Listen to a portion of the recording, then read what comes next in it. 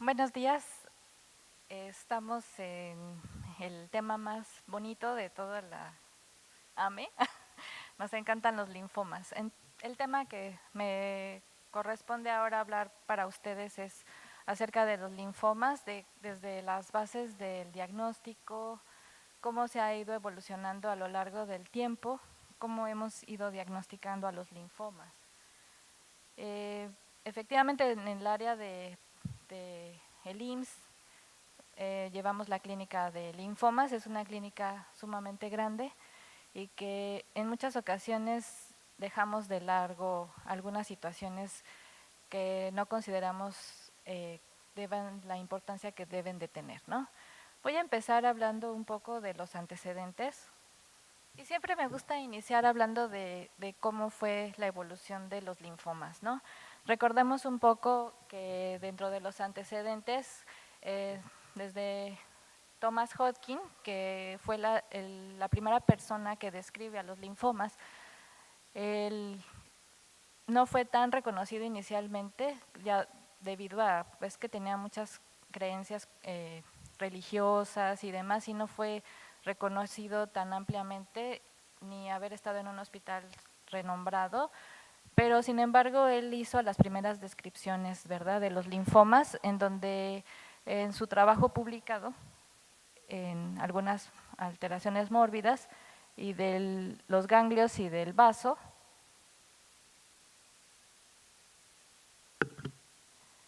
hizo, bueno, pues las primeras descripciones de los pacientes con estas alteraciones, tanto en el ganglio como en el vaso. Hizo el reporte de 7 casos y finalmente hasta después que fallece, Samuel Wilkins tuvo la tarea de hacer un reporte de 13 casos que publicaron.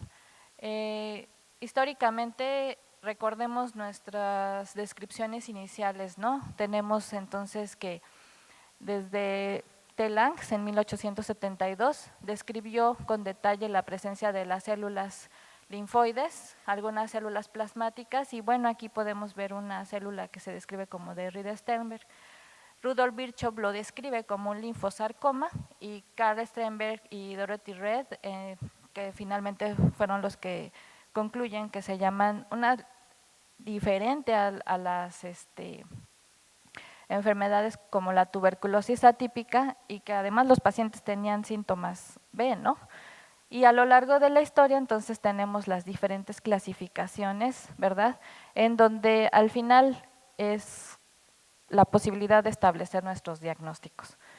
Recordemos que los linfomas son tan heterogéneos que cada uno parecería una entidad distinta y que tenemos que hablar en forma separada de cada uno de ellos, recordando pues que los orígenes del linfoma se encuentran en el ganglio, y en donde nosotros tenemos, ¿verdad?, que existe una parte importante que es el centro germinal y el postgerminal, ¿no? Esta es la distribución de todos los linfomas. Como vemos, la mayor parte se engloban en difusos de células grandes y los linfomas foliculares, y después vienen todos los diferentes tipos de linfomas.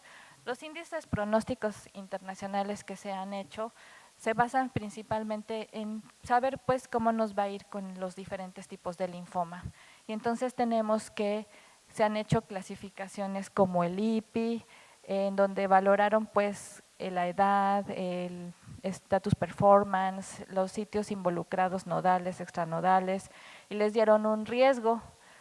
Todavía estos índices pronósticos por hoy son muy importantes porque lo más importante de estos índices es que son accesibles a todos y que no necesitamos tener muchos criterios muy difíciles de obtener, como es un perfil de genes, para poder establecer. Sin embargo, bueno, aún así, cada uno de los linfomas se fueron clasificando como dependiendo de su grado de agresividad, y entonces surge el FLIPI, el MIPI para cada uno de los diferentes tipos de linfomas. ¿Qué tenemos que hacer para que nosotros hagamos buenos diagnósticos de linfoma? Bueno, pues afortunadamente ya tenemos inmunistoquímica, citogenética, perfil de genes, y con cada uno de ellos nosotros podemos establecer diagnósticos. Esta es la base donde se hace el ejemplo de cómo se hace el método de inmunohistoquímica, pero finalmente la interpretación del mismo es un poco subjetiva, ¿no? Porque pueda o no estar presente y eso también nos da mucho ruido. Entonces, en el linfoma folicular nosotros sabemos, me voy a concentrar un poco más en lo que es el linfoma folicular y los linfomas difusos de células grandes. Si nosotros nos dicen que este es por H un linfoma folicular, bueno, pues sí podría ser porque finalmente vemos la morfología, vemos la expresión de BCL2 por inmunohistoquímica, la expresión de BCL6 y podemos pedir la translocación 14-18. Este tipo de expresión de BCL2 ya sabemos pues que está presente en el 70 al 80% de los pacientes con linfoma folicular y que además los clasificamos de acuerdo al grado de centrocitos y de centroblastos, ¿no? Tenemos entonces que este es el patrón que presentan los linfomas foliculares y así tenemos como podemos diferenciar, ¿verdad?, entre los diferentes linfomas, la LLC, los linfomas de la zona marginal, de la zona del manto, el linfoma folicular, a través de la inmunohistoquímica que nos ha permitido saber si estos pacientes se clasifican en un linfoma o en otro.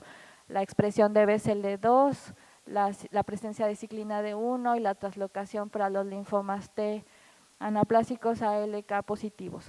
Al final, bueno, en 2006 New England publica, ¿verdad?, cómo podemos definir realmente a un linfoma Burkitt, porque una situación que comentó el doctor Villela es, ¿todos los linfomas Burkitt son Burkitt de verdad? Bueno, en este estudio lo que se trató de hacer es un perfil de genes y ellos, ¿verdad?, los clasificaron como microarreglos del linfoma Burkitt. Ellos estudiaron y analizaron 58 genes y entonces se dieron cuenta que los que se habían diagnosticado como linfomas tipo Burkitt no eran Burkitt puros, sino que más bien pertenecían a la gran gama de linfomas B probablemente activados por la expresión que tenían de MYC. Entonces, se analizaron 220 que eran ya diagnosticados como Burkitt y solamente algunos de ellos sí fueron Burkitt reales. Aquellos pacientes que tuvieron, que no eran Burkitt como tal, que fueron 176, tuvieron un más peor pronóstico. Entonces aquí vemos los que sí fueron diagnosticados como Burkitt y los que no. Y entonces eso ellos lo atribuyen a las alteraciones de MYC. Entonces, hace un rato también comenta el doctor Villela acerca de, bueno, vamos a plantearnos cuáles son la célula de origen, ¿no? Los centros germinales y los que no son centros germinales. Si nosotros tenemos en cuenta esto, bueno, tenemos una gran gama, ¿verdad? Hans publica estos marcadores para decir que son centros germinales y los que son ABC. Esta diapositiva se repite con la del doctor Villela y entonces habría que ver si la inmunohistoquímica es tan verdaderamente fehaciente para que confirmemos un diagnóstico de un linfoma ABC o no.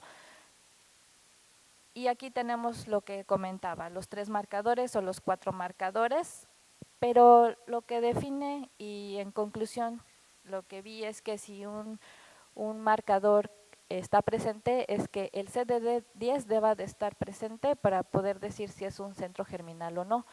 Ellos aquí metieron varios marcadores, ¿no? Y dijeron CD10 positivo es un centro germinal, CD10 negativo pero tiene expresión de BCL6 y tiene un MUM1 positivo, entonces es no centro germinal. Y así con cada uno de los marcadores de inmunohistoquímica se hicieron estos algoritmos, ¿no? Publicado en ASH y para determinar el origen. Al final lo que ellos evaluaron, ¿verdad?, fue cuál fue la sensibilidad y la especificidad de diferentes tipos de clasificaciones y vieron pues que el VISCO3 es el que más se acerca, que es este. En conclusión, lo que puedo decirles es de que si nosotros tenemos una expresión de CD10, será centro germinal. otros tipos de alteraciones que podemos encontrar para los linfomas anaplásicos y pues, sus diferentes translocaciones que las podríamos pedir por FISH. Serían todas estas para los diferentes tipos de linfomas, ¿no? La translocación 14-18 y todas las, por ejemplo, las que involucran a BCL6 para los linfomas de células grandes. Los mecanismos de enfermedad para los linfomas agresivos. Y entonces aquí